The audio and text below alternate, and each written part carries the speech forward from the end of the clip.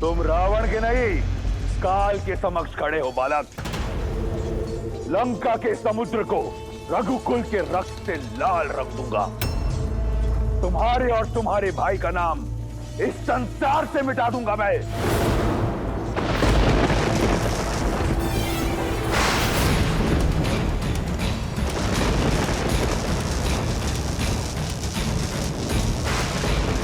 अब देखो काल को ललकारने का परिणाम।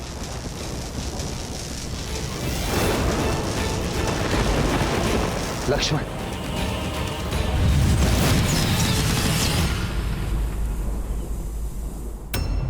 तुम्हें क्या लगा वनवासी कि मैं भी रणभूमि छोड़ के चला गया? अंदेशा था मुझे कि ये छल अवश्य तुमने ही किया है प्रहास्त। अभी द्वंद्व समाप्त नहीं हुआ है। किसी को नहीं बचा पाओगे राम, ना अपनी सेना को, ना अपने आप को, ना अपने छोटे भाई को, जो लंकेश के हाथों आज नर्क जाएगा। यदि मेरे लक्ष्मण को आवश्यकता हो तो राम के वहां पहुंचने में काल भी बाधा नहीं बन सकता।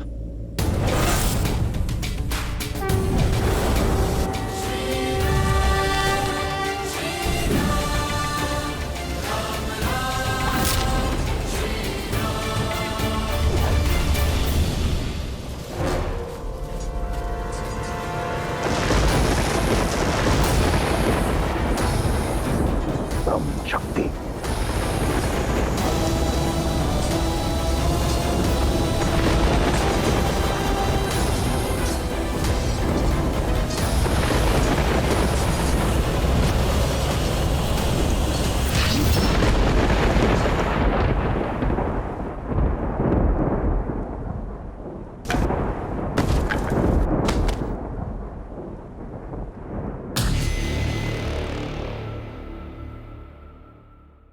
कहा था तुम्हें बालक, मेरा समय व्यर्थ मत करो। अब तनिक तुम्हारे भाई को भी यमराज के दर्शन करवाऊं। वनवासी कहां हो तुम?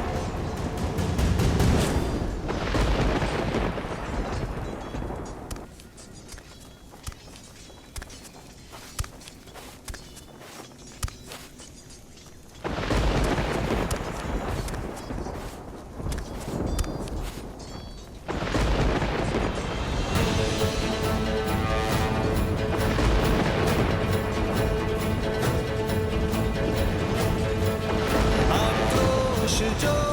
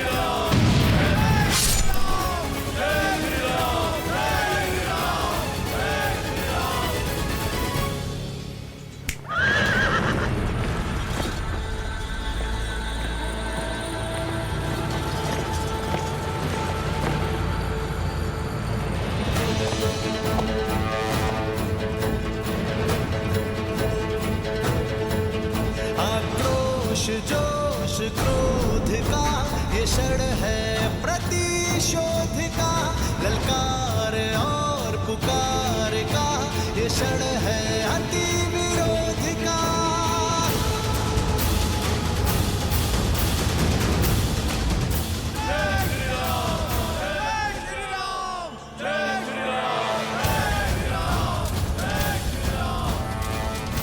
राम राम राम, जिस राम की रक्त से लंका का तट गूंज रहा है, कायर है तुम्हारा वो राम। देखो कैसे लंकेश के पैसे रण छोड़कर जा रहा है। ये युद्ध है, महायुद्ध है, राम शांत रावण क्रुद्ध है, क्रुद्ध है।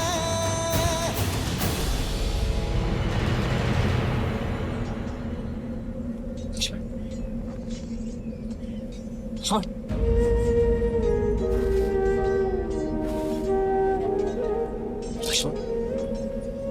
लक्ष्मण मेरे भाई उठो। लक्ष्मण, लक्ष्मण,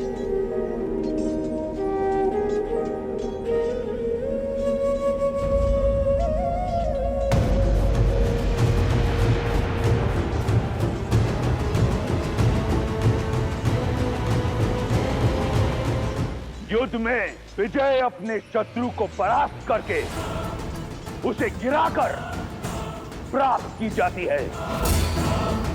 गिरे हुए साथी की सहायता करने में समय जो व्यर्थ करे वो युद्ध कभी नहीं जीत सकता।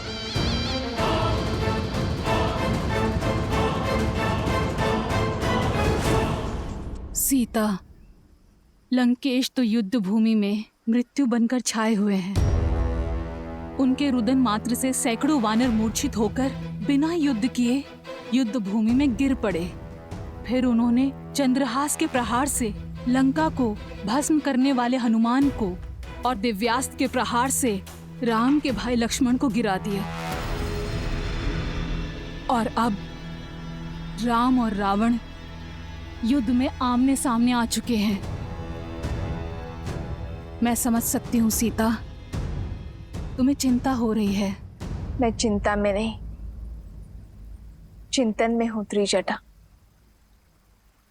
कि अब रावण की क्या दशा होगी। क्योंकि जब अपनों पर प्रहार हो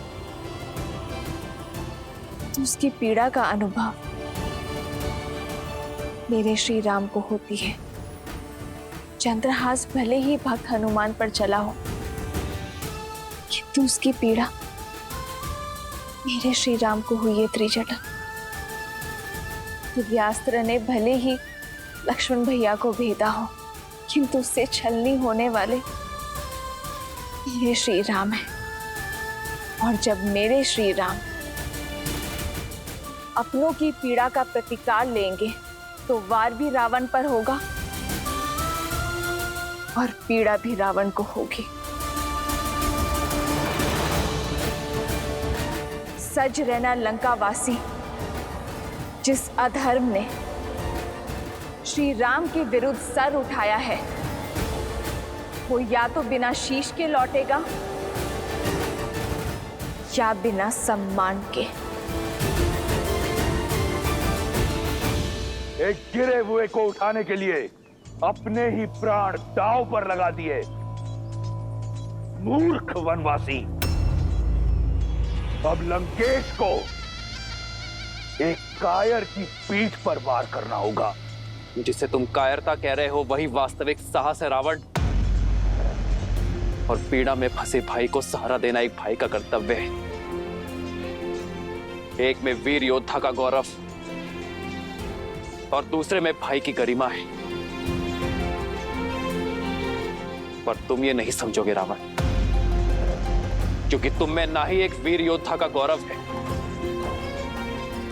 और ना ही भाई की गरिमा। लक्ष्मण, लक्ष्मण मेरे भाई उठो।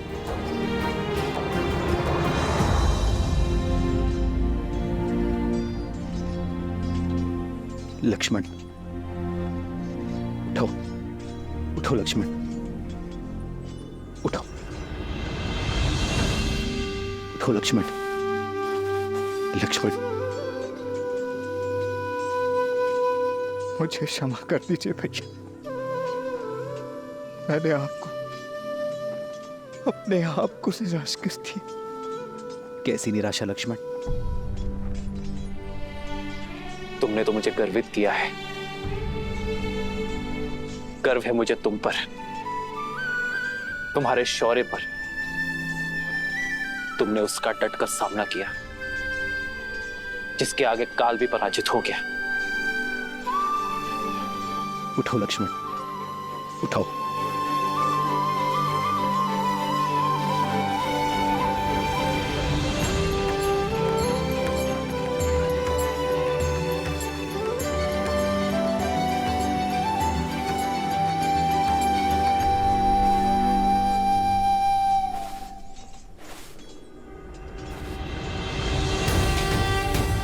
श्री राम श्री राम, राम राम श्री राम। तुम्हारा शौर्य देखा मैंने। वीर हनुमान और लक्ष्मण का सामना करना एक सामान्य योद्धा के बस में नहीं, और फिर पीठ पीछे प्रहार करने का अवसर था तुम्हारे पास। तुमने वो भी नहीं किया। इसका कारण है, यदि मैं तुम्हारी पीठ पर वार करता तो तुम्हारे मुख पर पीड़ा देखने का आनंद मुझे प्राप्त नहीं होता। और शत्रु की पीठ पर वार करना रावण के अभिमान के विरुद्ध है। क्या बखान देता मैं सीता को तुम्हारी मृत्यु का, इसलिए प्रतीक्षा की।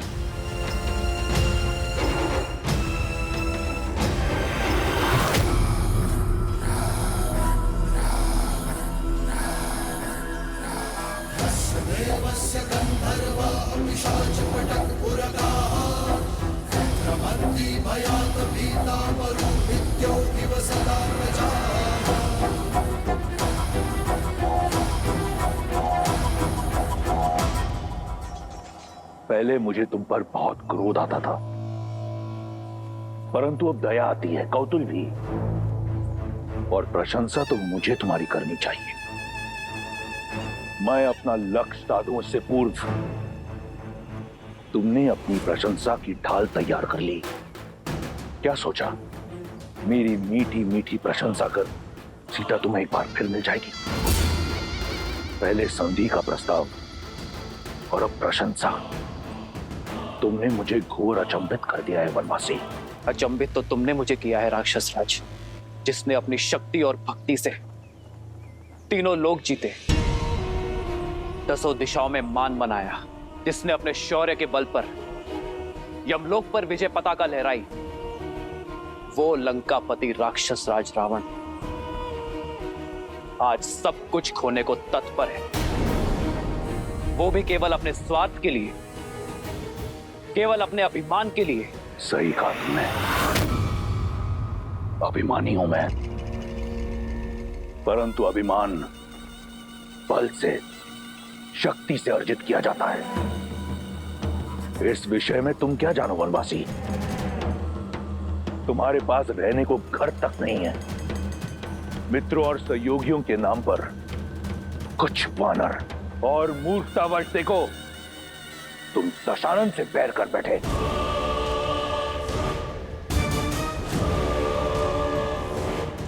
जगाया उससे जाता है जो सो रहा हो, किंतु जो जागते हुए भी स्वप्न से बाहर आने को सज्ज ना हो, उसे इतिहास सदैव सुला देता है। रावण, तुम्हारा मुख बता रहा है कि लंकेश अपनी भूल जानता है, किंतु उसे मानने को सच नहीं है। ज्ञान का सूर्य होते हुए भी दशानन का तेज अभिमान के राहु ने ग्रस लिया है। दशा का स्वभाव है बदलना, किंतु जो बदलती हुई दशा को देखते हुए भी अपनी भूल ना ही स्वीकारता है और ना ही उसे सुधारने का प्रयास करता है, उसी की दशा तो दुर्दशा में बदल जाती है। रावण,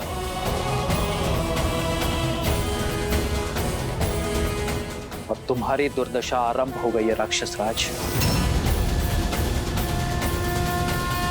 प्रतीत होता है कि कई वर्षों से तुमने अपना प्रतिबिंब नहीं देखा। आओ, तुम्हें दर्पण दिखाता हूं। राजा राजा कहलाते हो, परंतु निष्कासित हो। राजकुमार हो, परंतु वल्कल पहनते हो।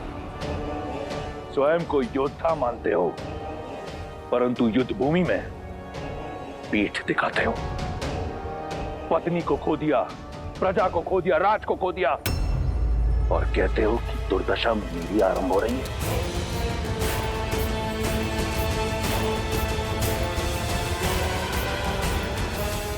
क्या सोचकर चले आए मृत्यु के मुख में?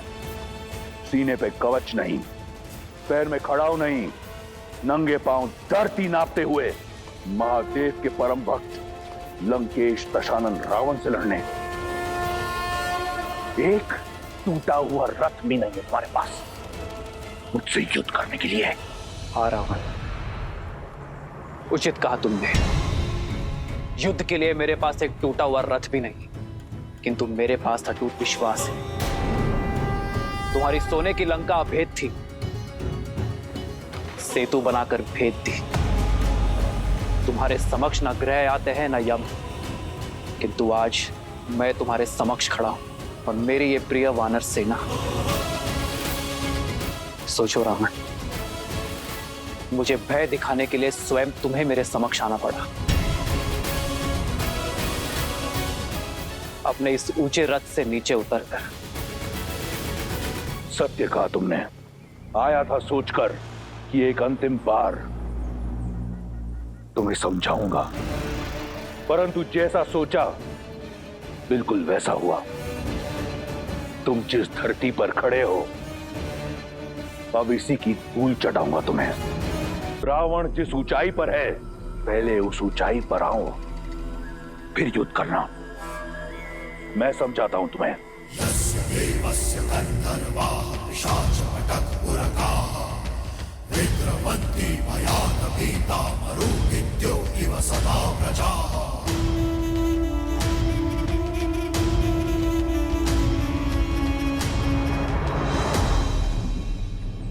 जय श्री राम, जय श्री राम।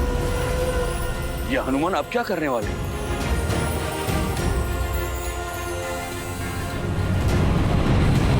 जय महावीर हनुमान, जय जय पवन पुत्र हनुमान, बजरंग बली हनुमान, जय जय महाबली हनुमान।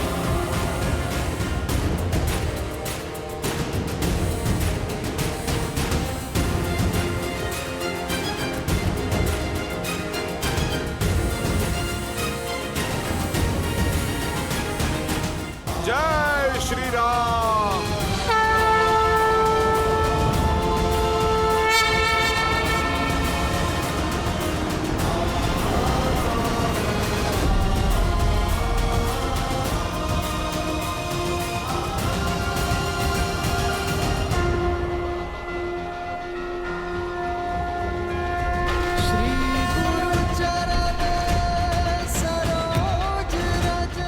प्रभु, आपका सेवक आपका योद्धा बनके लड़ने का सौभाग्य पा चुका है।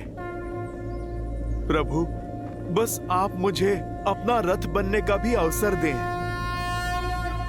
जय हनुमान ज्ञान गुण सागर, जय कपीस तिहु लोक उजागर, रामदूत अतुलित बल धामा, अंजनी पुत्र पवन सुत नामा, राम दुआरे तुम रघुनारे, होत न आज्ञा बिनु पैसारे, आपन तेज समारो आपन, दीन लोक हाथ करे तापै।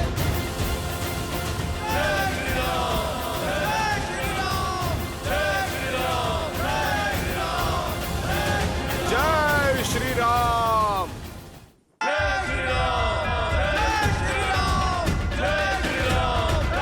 लंकेश, अब तो तुम्हें कोई समस्या नहीं है ना? अब तो मेरे प्रभु श्री राम के प्रताप की भांति स्थान भी तुमसे ऊंचा हो गया है। अद्भुत दृश्य है।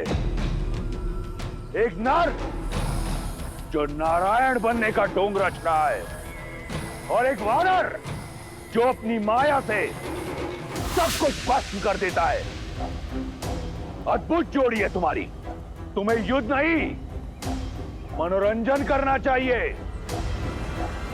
राम, तुम मदारी क्यों नहीं बन जाते?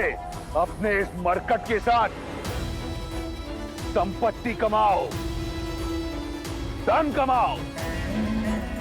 ऊंचाई पर आ जाने से एक वनवासी राजा नहीं बनता। यदि स्वयं को समान मानते हो, स्वयं को वीर मानते हो, तो आओ मुझसे युद्ध करो, दिखाओ अपना बल और संभालो मेरा प्रहार। आज मैं तुम्हें और तुम्हारे रथ बने वानर दोनों को ढेर कर दूंगा। सावधान! राम शांत रावण क्रुद्ध है श्री राम रण की बेला में धरे जो धीर है। आएगा प्रलय बरसने वाले तीर है। धर्म के संग अधर्म के विरुद्ध है। ये युद्ध है, महायुद्ध है।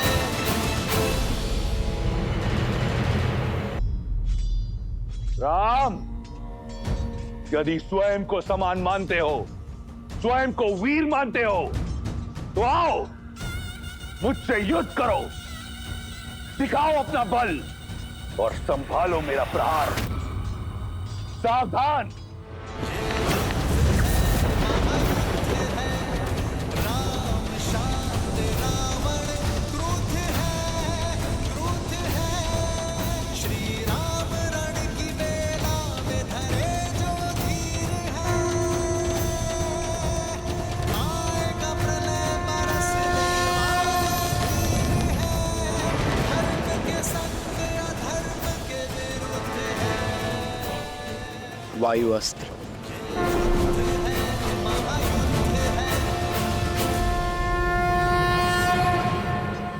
क्षमा करना नारायण। सोचा था जीवन भर अपने भाई को सद्मार्ग पर लाने का प्रयास करता रहूंगा, उनका नाश नहीं होने दूंगा, किंतु आज ना तो अपने भाई को रोक सकता और ना ही अपने भगवान से अपने भाई के लिए दया की भिक्षा मांग सकता। कदाचित इसी को ही धर्म युद्ध कहते हैं मित्र।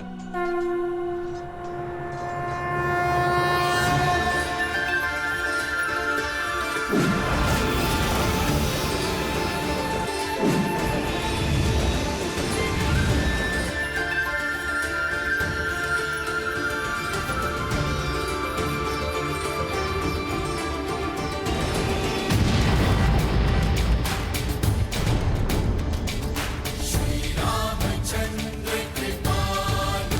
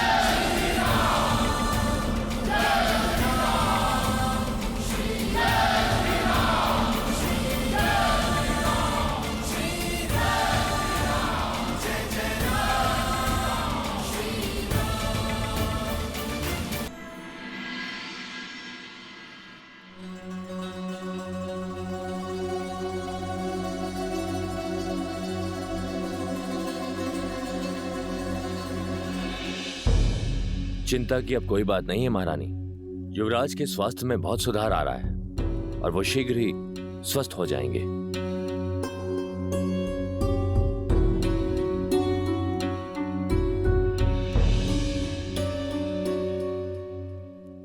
ये क्या राक्षस राज, आप तो बड़े शीघ्र थक गए। मेरे प्रभु श्री राम ने तो अपना तुनीर ठीक से टटोला भी नहीं। मौन रहो मरकट, बहुत हुई चाटुकारिता। अब देखो मेरे बाण कैसे तुम्हारा, तुम्हारे राम का और तुम्हारी वानर सेना का अंत करते हैं।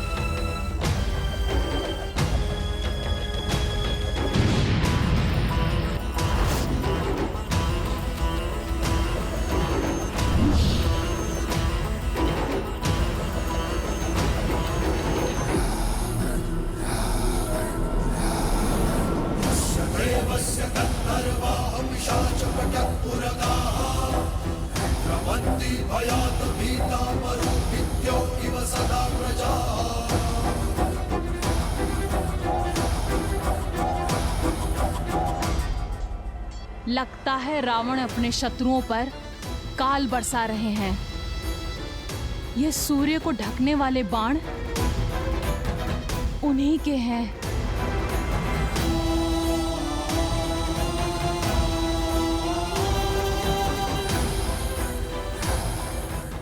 ये अंधकार लंकेश के बाणों का नहीं, उनके अहंकार का है, जो शीघ्र ही लंका को घेर लेगा। मेघों को भ्रम होता है कि उन्होंने सूर्य का मार्ग रोक दिया, पर ऐसा होता नहीं है त्रिजटा।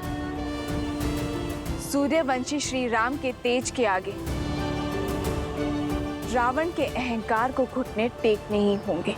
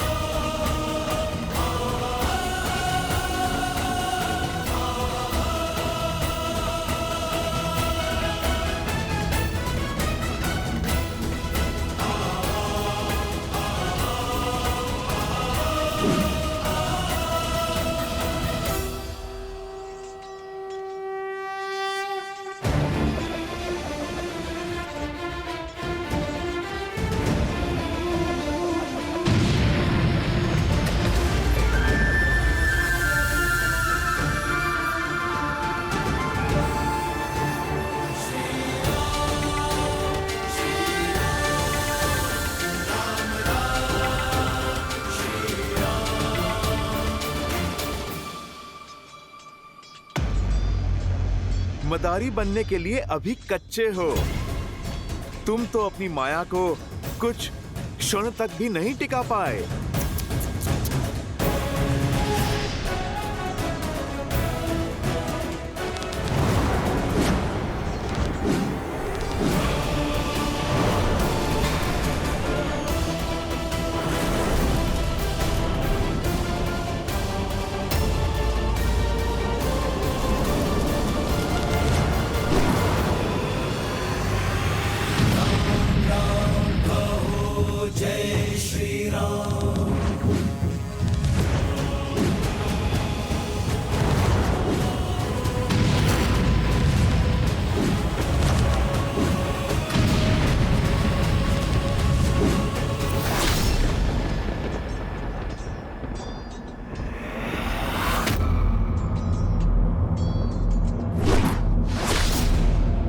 हनुमान। प्रभु, आप विचलित ना हो। आपका रथ नहीं डगमगाएगा। मेरे प्रभु के लिए सहना ये प्रहार तो प्रसाद है मेरे लिए।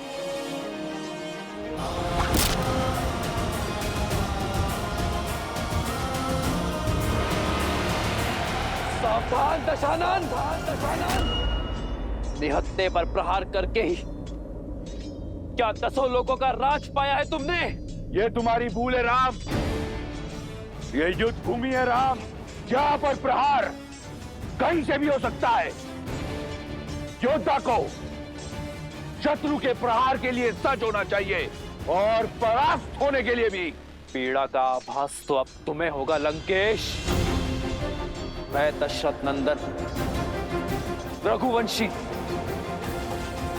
वशिष्ठ और विश्वामित्र का शिष्य राम अपनी सेना के साथ काल बनकर टूटूंगा। तुम्हारा और तुम्हारे सभी अधर्मी पुत्रों का, तुम्हारे मित्रों और तुम्हारे समस्त कुल का सर्वनाश करूंगा।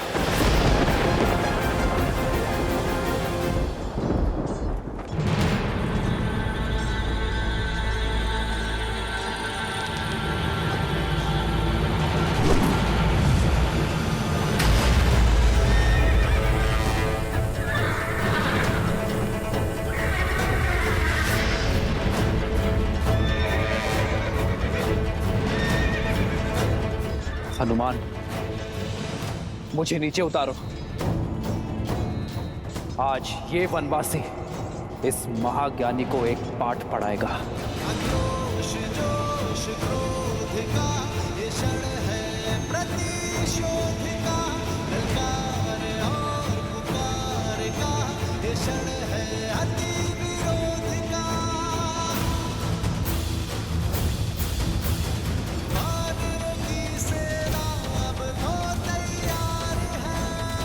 जय श्री राम।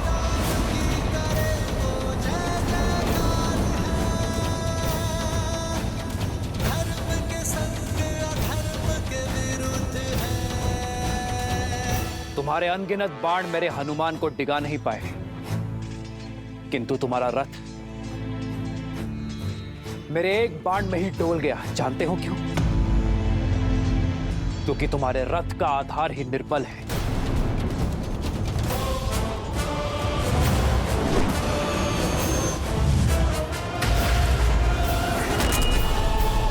जानते हो एक राजा का रथ क्या सिखाता है? एक राजा के रथ का आधार होता है धर्म, और धर्म के रथ के पहिए शौर्य और धैर्य का प्रतीक होते हैं। किंतु तुम जैसे निहत्ते पर वार करने वाले पापी को न शौर्य सहारा देता है और न ही धैर्य।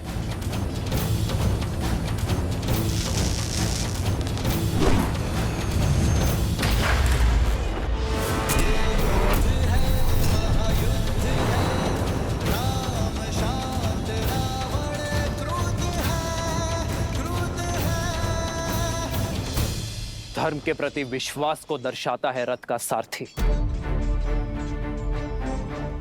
बल और विवेक होते हैं रथ के अश्व, जिनके सहारे एक राजा का रथ आगे बढ़ता है। पर एक अधर्मी के पास वो शेष नहीं बचते।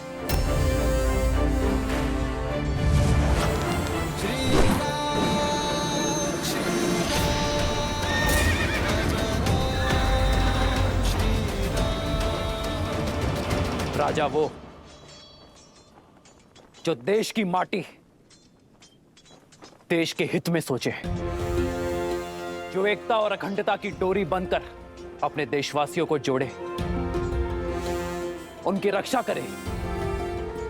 किंतु तुमने तो अपने हठ और अभिमान में देश की माटी पर अपने राज्य पर आक्रमणकारियों को निमंत्रित किया, अपनी प्रजा को भ्रमित किया। उनके विनाश का कारण भी तुम ही होगे। अपने बल का दुरुपयोग किया, विवेक का उपयोग तो किया ही नहीं। इसलिए आज ये रथ रत्ती भर भी आगे नहीं बढ़ेगा।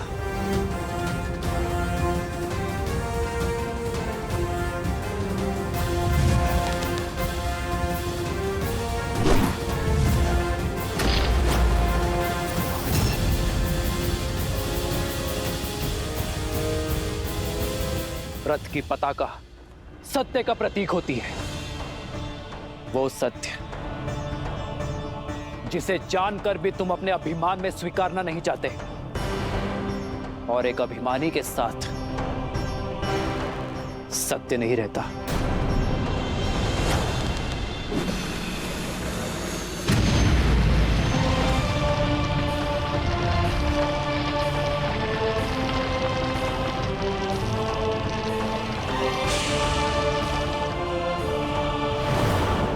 ध्वज राजा का इष्ट और पूर्वजों का आशीष होता है, किंतु जो अपने माता पिता की अवहेलना करे, अपने पूर्वजों की प्रतिष्ठा का मान मिट्टी में मिलाए, उसके साथ उसके पूर्वजों का आशीर्वाद नहीं रहता।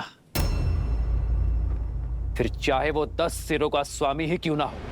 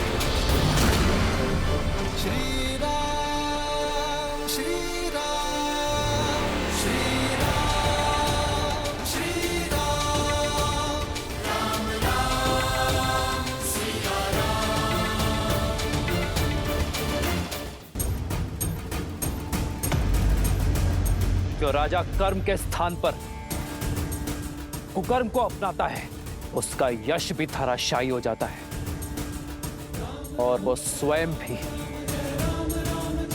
धरातल पर आ गिरता है। लंकेश, तुमने पूछा था ना कि प्रभु श्री राम अपनी पत्नी को कैसे पाएंगे।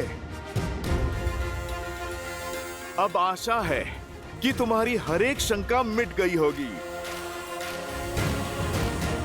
तुमने हर उत्तर पा लिया होगा। उत्तर तो मैं दूंगा, जिसका प्रति उत्तर ना तुम दे पाओगे और ना तुम्हारा राम। चंद्रहास।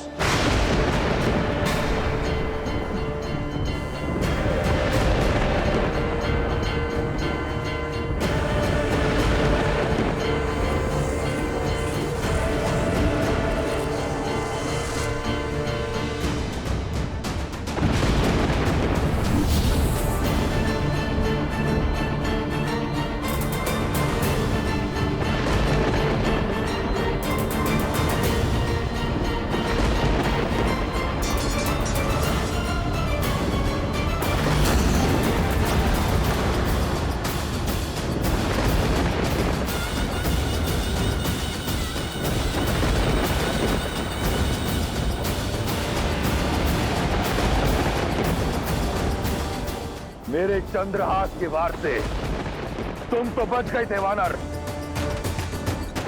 परंतु ये नर, ये वनवासी नहीं बच पाएगा।